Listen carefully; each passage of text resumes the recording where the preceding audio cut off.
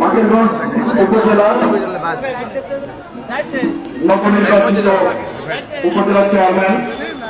জনাব রাজিদ আহমেদ তালুকদারের দায়িত্ব গ্রহণ এবং সম্বর্ধনা অনুষ্ঠানের সম্মানিত সভাপতি, উপস্থিত আছেন চেয়ারম্যান মহোদয়ের সুযোগ্য পিতা মোহাম্মদ আলী ফারুক ভাই, উপস্থিত আছেন তার সুযোগ্য মাথা, আমাদের সকলের পরিচিত উভয় নলুয়া ইউনিয়নের পরপর 3 বারের চেয়ারম্যান, সংরক্ষিত আসনের মাননীয় সংসদ সদস্য ছিলেন জনাবা পারভীন তালুকদার, উপজেলা আওয়ামী লীগের নেতৃবৃন্দ,